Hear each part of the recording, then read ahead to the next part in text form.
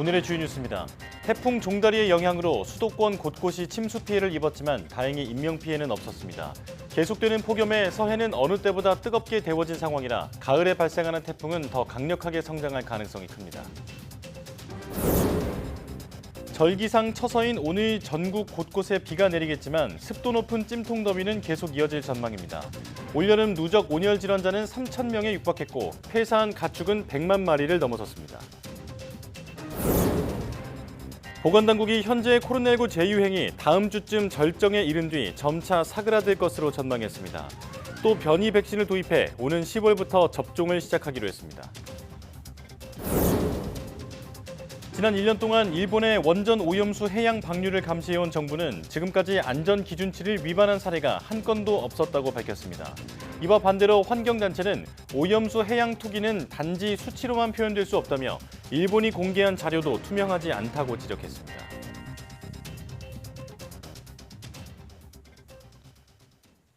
여러분 안녕하십니까? 8월 22일 사이언스 투데이입니다. 태풍 종다리의 영향으로 수도권 곳곳이 물에 잠기고 나무가 쓰러지는 등 피해가 잇따랐습니다. 다행히 인명피해는 없었습니다. 피해 현장 모습을 김희영 기자가 전해드립니다. 강한 바람에 플래카드가 나부끼고 나무도 이리저리 흔들립니다. 출근길에 나선 시민들은 금방이라도 뒤집힐 것 같은 우산을 꼭 붙들고 어렵게 걸음을 옮깁니다. 밤새 내린 비로 하천 수위도 올랐습니다. 서울 시내 산책로가 있는 29개 하천이 한때 통제됐습니다. 쓰러진 나무가 인도를 넘어 도로까지 침범하고 지하 창고에 물이 가득 차 소방대원들이 배수 작업을 벌이기도 했습니다. 도로와 집이 물에 잠기고 구조물이 떨어졌다는 신고도 잇따랐습니다. 어떤 피해가 좀 많았다던가 이런 건 없었나요? 나무 쓰러짐으로 인한 도로 장애가 제일 많았죠. 인천국제공항에서는 낙뢰 위험으로 항공기 25대가 2시간 이상 지연되고 한때 지상조업까지 중단돼 승객들이 불편을 겪었습니다. 태풍 종다리가 몰고 온 비바람에 수도권 곳곳에서 피해가 잇따른 가운데 다행히 인명피해는 없었습니다. YTN 김이영입니다. 올여름 첫 태풍인 종다리 예상보다 일찍 열대 저압부로 약화했지만 한반도 내륙으로 들어오면서 많은 비를 뿌렸습니다. 앞으로 다가올 가을 태풍은 더 강하게 발달할 가능성이 큽니다. 장하영 기자입니다. 태풍의 기준은 중심 최대 풍속이 초속 17m가 넘느냐입니다. 올여름 한반도의 첫 태풍 종다리는 이 기준을 살짝 넘은 채 북상했다가 예상보다 일찍 약화했습니다. 하지만 수증기를 잔뜩 머금은 구름은 태풍의 지위를 잃은 뒤에도 많은 비를 뿌렸습니다. 수도권과 충청권 상공을 지나며 하루 최대 127mm의 비를 내렸는데 아침 7시쯤에는 경기 김포에 시간당 72.5mm의 극한호우가 쏟아져 이 지역에 호우 긴급 재난 문자가 발송되기도 했습니다. 종다리가 문을 연 한반도의 태풍은 이제 시작일 수 있습니다. 현재 서해는 어느 때보다 뜨겁게 데워져 태풍의 땔감이 충분한 상황입니다. 종다리가 빨리 약화한 이유는 너무 한반도에 가까워진 상태에서 발생해 세력을 키울 시간이 부족했기 때문인데 반대로 말하면 조금 더 아래쪽에서 발생할 경우 훨씬 강력한 태풍으로 성장할 수 있습니다. 이 이후에 생기는 태풍들이 혹시 대만 부근에서 서쪽에 놓인 남중국 해상에서 생긴다 하더라도 우리나라 쪽으로는 많은 수증기들이 또 유입될 것이거든요. 그것이 끌어올린 수증기들이 우리나라 쪽으로 통로를 만들어내는 그러한 상황이 혹시 연출되지 않기를 좀 바라는데요. 역대 가장 강력한 태풍들은 8월 말 이후에 찾아오는 가을 태풍이었습니다. 북서쪽에서 찬 공기가 내려오는 앞으로가 더 위험한 이유입니다. YTN 장하영입니다. 오늘 새벽 3시쯤 괌 북북서쪽 약 480km 부근 해상에서 10호 태풍 산산이 발생했습니다. 기상청은 이번에 발생한 10호 태풍 산산은 점차 북서진해 다음 주 초 일본 오사카 남동쪽 해상까지 북상하겠다고 밝혔습니다. 이후 다음 주 중반 일본 내륙을 관통할 것으로 보입니다. 기상청은 태풍이 한반도에 직접적인 영향을 줄 가능성은 낮지만 태풍으로 인한 주변 기압계 변화를 예의주시하고 있다고 밝혔습니다. 10호 태풍 산산은 홍콩에서 제출한 이름으로 소녀의 애칭을 뜻합니다.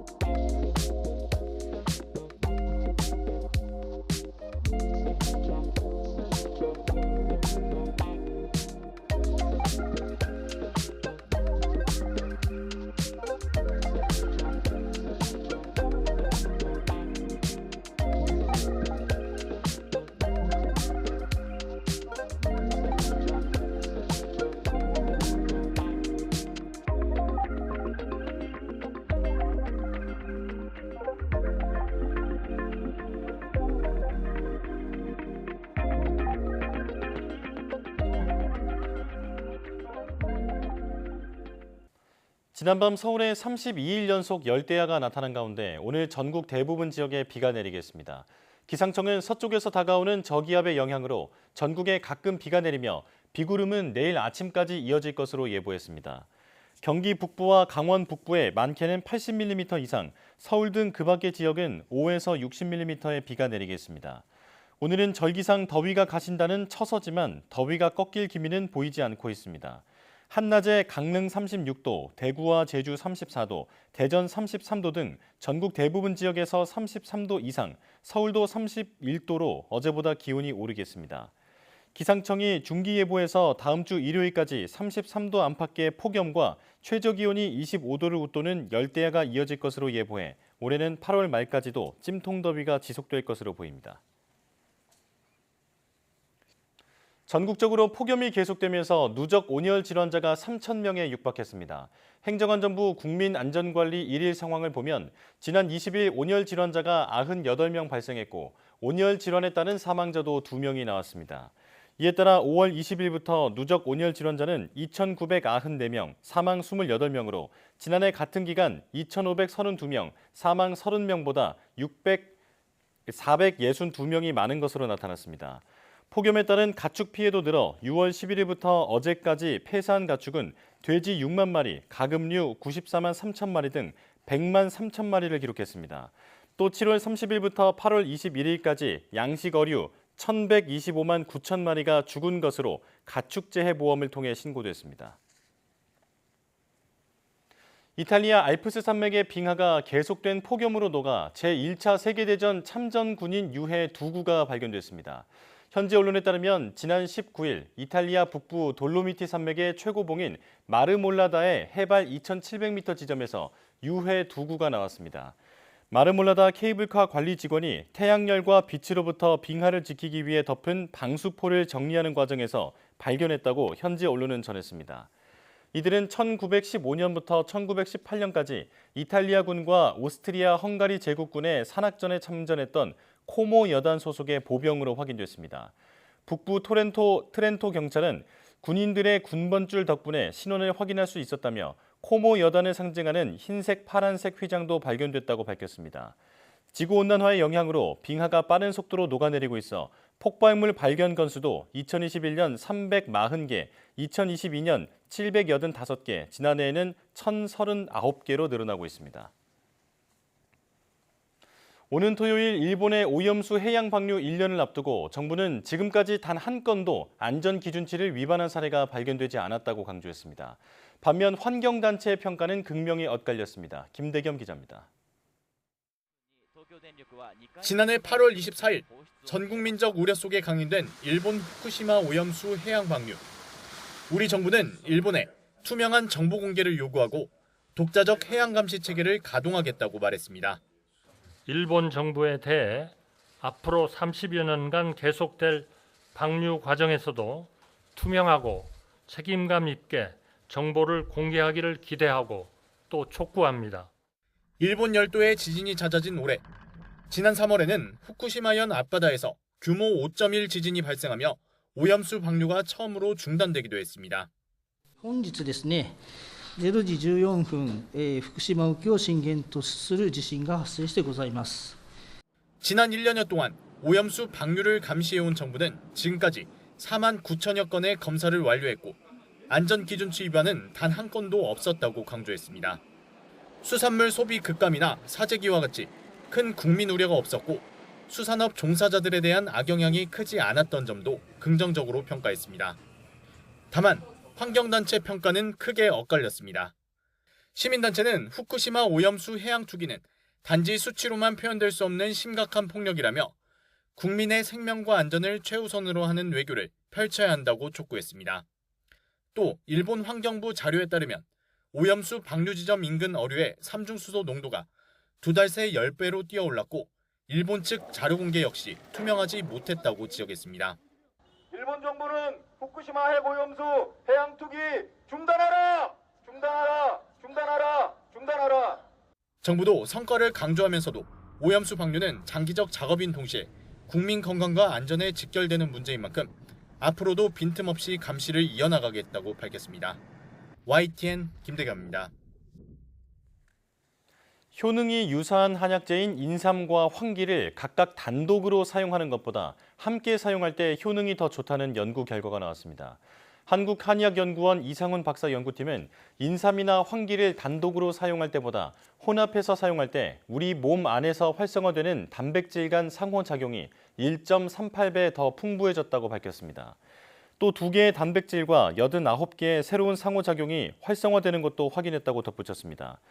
연구팀은 이번 연구 결과는 한 종류의 한약재를 사용하는 것보다 유사한 효과를 띤 한약재를 혼합했을 때 다양한 대사 경로를 통해 안정적이고 더 효과적으로 증상을 조절할 수 있다는 것을 의미한다고 설명했습니다.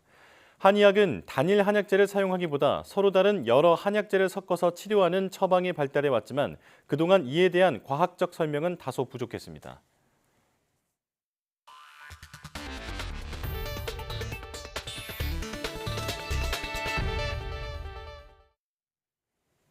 최근 코로나19가 다시 확산하는 가운데 보건당국은 다음 주쯤 절정에 이른 뒤 점차 사그라들 것으로 전망했습니다. 현재 유행하는 새로운 변이 바이러스에 대응하기 위해 오는 10월부터 백신 접종에 나설 예정입니다. 김주영 기자입니다. 코로나19 입원 환자가 한 달 사이 9배 가까이 늘 정도로 최근 코로나 확진자가 급증 추세입니다. 질병관리청은 이달 말인 다음 주쯤 유행이 정점에 도달하고 규모는 35만 명 정도가 될 것으로 예상했습니다. 올해 여름철 유행은 8월 말 정점에 도달할 것으로 보이고 유행 규모는 작년과 유사할 것으로 전망됩니다. 이에 따라 질병청은 환자 급증으로 예상보다 빠르게 소진됐던 코로나19 치료제 확보에 힘을 쏟고 있습니다. 앞서 확보한 예비비를 바탕으로 다음 주 초 치료제 17만 7천 명분을 도입해 배포하기로 했습니다. 또 진단을 위한 자가검사 키트도 제조업체들이 이달 안에 500만 개 이상 생산할 계획으로 파악됐다며 지속적인 공급에 나설 것이라고 밝혔습니다. 추가 감염을 줄이기 위한 백신 접종 계획도 마련했습니다. 현재 유행하고 있는 변이 바이러스에 효과적인 백신을 도입하고 오는 10월부터 접종한다는 방침입니다. 65세 이상 어르신 등 고위험군은 무료 접종입니다. 10월에는 24, 25년 절기 코로나19와 인플루엔자 동시 예방 접종을 실시할 예정으로 고위험군에 해당하는 65세 이상 어르신, 면역 저하자, 또 감염 취약시설 입소자 대상으로 무료 접종을 실시할 계획입니다. 이와 함께 전국이 공백 사태 속에서도 코로나 환자가 병원에서 제대로 치료받을 수 있도록 중증도에 따른 분산 대책도 준비합니다. 경증 환자는 지역의 병원에서 빠른 치료를 받을 수 있도록 협력병원 목록을 공개하고 중환자들을 위한 추가 병상 확보에 나설 계획입니다. YTN 김주영입니다. 정부는 올해 코로나 예방 접종률이 상대적으로 낮은 상황 속에 변이가 출현하며 유행이 커졌다고 분석했습니다. 다만 중증도와 치명률은 독감 수준으로 낮아 위기 단계 상향 없이 관리가 가능할 것으로 내다봤습니다. 염혜원 기자입니다. 이번 여름 코로나가 재유행한 이유는 낮은 예방접종률 탓으로 보입니다. 지난 겨울 큰 유행이 없었던 까닭에 65세 이상 노년층 접종률은 41.3%까지 떨어졌습니다. 면역력이 낮은 상황 속에 KP3라는 새로운 변이가 출현하며 감염자가 크게 늘었고 휴가철을 맞아 이동량이 늘었던 것도 재유행을 부채질했습니다. 다행인 점은 KP3 변이의 중증도와 치명률이 계절 독감처럼 낮은 수준이라는 겁니다. 지난 4년 동안 코로나 누적 치명률은 0.1% 정도고 지난해부터는 0.05%로 더 떨어졌습니다. 정부는 이번 재유행을 코로나가 풍토병처럼 되는 엔데믹의 과정이라고 평가했습니다. 이 때문에 다시 거리 두기를 하거나 위기 단계를 올리지 않고도 현재 의료 체계 안에서 충분히 관리가 가능하다고 강조했습니다. 이번 여름철 유행으로 다시 거리 두기를 하거나 위기 단계를 올리면서 대응해야 하는 수준은 아니고 현행 의료 체계 내에서 관리 가능하다고 판단하고 있습니다. 치명률이 낮다고는 하지만 고령층은 각별한 주의가 필요합니다. 60세 이상부터 치명률이 상승하고 특히 80세 이상에서는 급격히 높아지고 있기 때문입니다. 정부는 요양병원 등에 대한 방역을 강화하고 환자 발생 초기부터 집중 관리하고 있다고 설명했습니다. 방역당국은 기본적인 예방수칙 준수와 함께 사람이 많고 밀폐된 실내에서는 마스크를 착용해달라고 당부했습니다. YTN 염혜원입니다.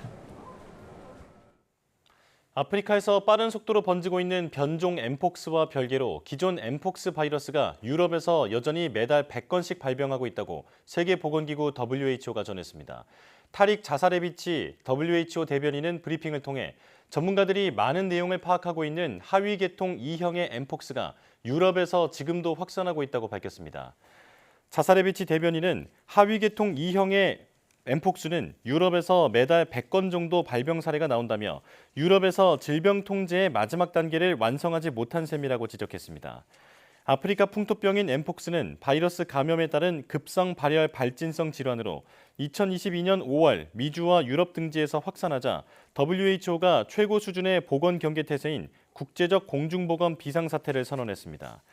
이후 확산세가 잦아들면서 공중보건 비상사태는 지난해 5월 해제됐지만 같은 해 9월부터 콩고 민주공화국을 중심으로 새로운 변종 엠폭스가 번지면서 WHO는 발령 해제 1년 3개월 만에 다시 공중보건 비상사태를 선언했습니다.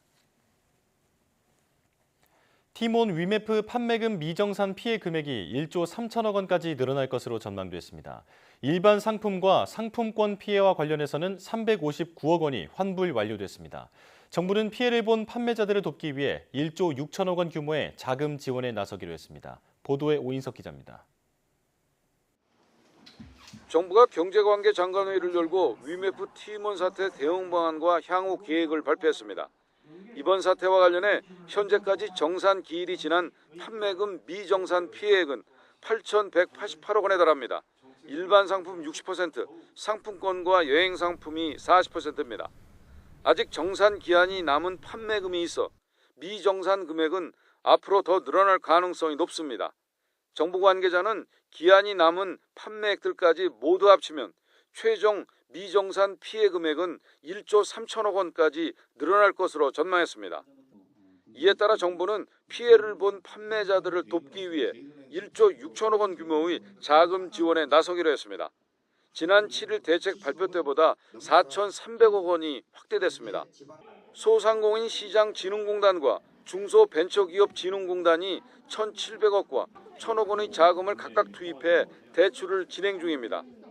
신용보증기금과 기업은행도 3천억을 투입해 판매자 금융 지원에 착수했고 16개 지방자치단체는 1조 원 이상의 긴급 경영안정 자금을 편성해 각 지역 피해 업체에 대한 직접 대출 또는 2차 보존을 추진합니다. 피해가 더 이상 확산되지 않도록 모든 부처와 지자체, 관련 기관은 정책 역량을 더욱 결집하겠습니다. 피해 소상공인, 중소기업에 대한 대출 금리 인하 등 자금 조달 부담 완화 방안도 함께 검토하겠습니다. 정부는 티몬 위메프의 미정산 사태 발생 이후 현재까지 총 359억 원 상당의 일반 상품과 상품권이 환불 완료됐다고 밝혔습니다. 남은 피해자들을 구제하기 위해 여행과 숙박, 항공권, 상품권 분야 관련 집단 분쟁 조정에도 속도를 내기로 했습니다. 또 정산주기 법제화와 결제대금 별도 관리 등 제도 개선을 위한 법 개정안을 이달 중 마련하기로 했습니다. YTN 오인석입니다. 인천 청라 아파트 전기차 화재 사건과 관련해 소방당국이 4달 전에 이미 대형 화재 가능성을 우려했던 것으로 나타났습니다. 김대영 민주당 인천시의회 의원이 확보한 소방활동 자료조사 결과에 따르면 인천 서부소방서는 지난 4월 해당 아파트 단지를 조사한 뒤 지하 주차장에서 불이 나면 대형 화재로 이어질 수 있다는 의견을 냈습니다. 소방은 지하 주차장이 아파트 동별로 나뉘어 있지 않고 하나로 통합돼 있어서 차량 화재 발생 시 주변 차량으로 불이 번질 가능성이 매우 높다고 진단했습니다. 특히 전기차 충전기 증설로 인해 과열, 과전압으로 화재가 발생할 경우 대형 화재로 이어질 가능성이 있다고 설명했습니다. 얼마 전 전기차에서 불이 난 아파트 인근의 또 다른 아파트 지하 주차장에서 차량 화재가 났는데 빠른 대처로 피해가 커지는 걸 막을 수 있었습니다. 지난번처럼 큰 피해로 번질까 노심초사했던 주민들은 한시름 놓았는데요. 다만 이런 상황에서 주의할 점도 있습니다. 배민혁 기자입니다. 인천 청라에 있는 아파트 지하 주차장. 승용차에 살짝 열린 문틈으로 희뿌연 연기가 새어나옵니다. 얼마 지나지 않아 주차장에 연기가 가득 찹니다. 곧이어 경비원들이 소화전에서 호스를 끌어와 물을 뿌리기 시작합니다. 소화기도 가져다 여기저기 뿌립니다. 이 모습을 본 주민도 달려와 불 끄는 걸 돕습니다. 얼마 전 인근 아파트에서 발생한 전기차 화재처럼 불이 크게 번지는 건 아닌지 주민들은 노심초사했습니다. 나는 금방 꺼질 줄 알았더니 연기가 점점 나. 불나가지고 또 그런 상황이 아닌가 하고 놀랐는데. 게다가 불이 난 차량 근처에서 남성 한 명이 쓰러진 채 발견돼 마음은 더 급했습니다. 내가 후퇴하고 여기서 안 오면은 누가 잡을 길이 없지 않습니까? 소방관들 오기 전까지는 끝까지 버텨야 된다는 생각만 들고. 이들의 노력으로 소방대가 도착할 때까지 불길은 번지지 않았고 쓰러졌던 남성도 무사히 구조됐습니다. 당시 불이 났던 곳 주변으로는 차량이 가득했는데요. 시민들의 빠른 대처가 아니었다면 자칫 피해가 커질 수 있는 상황이었습니다. 소방당국은 불이 난 차량은 전기차가 아니었고 차량 결함으로 인한 화재도 아닌 것으로 본다며 정확한 화재 원인을 조사하고 있다고 밝혔습니다. 또 초동 대처로 피해를 줄일 수 있었다며 다만 전기차에서 불이 난 경우라면 갑자기 폭발할 위험이 있는 만큼 다르게 대응해야 한다고 당부했습니다. 이번 화재 발생 시 신속하게 옥내 소화전과 소화기를 이용해 소기 진압을 시도해 주신 주민분과 경비원께 깊은 감사의 말씀을 드립니다. 이번 차량 화재는 다행히 전기차 화재는 아니지만 전기차의 경우 배터리 화재가 발생하면 일반 소화기로는 진압이 거의 불가하기 때문에 소기 진압 시도보다는 안전한 대피가 중요합니다.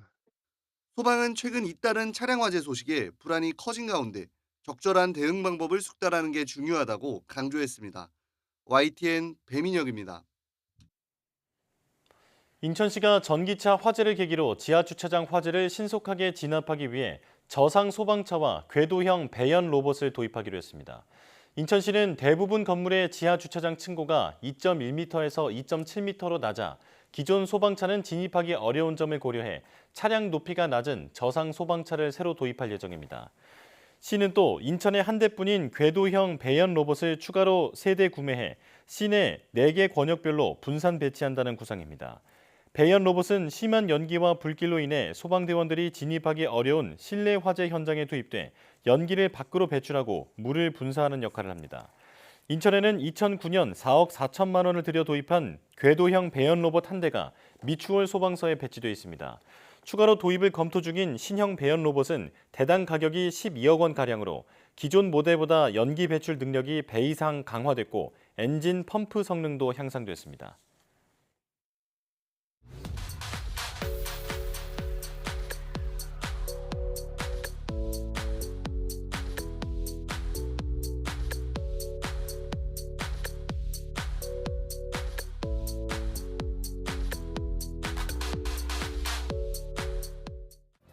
아파트 지하주차장에서 또 불이 났지만 주민들의 훌륭한 대처로 큰 피해를 막았다는 보도 전해드렸는데요. 관할 소방서는 주민들에게 감사의 뜻을 전하면서도 만약 전기차 화재였다면 무리하게 진화를 시도하지 말고 안전하게 대피하는 게 우선이라고 강조했습니다.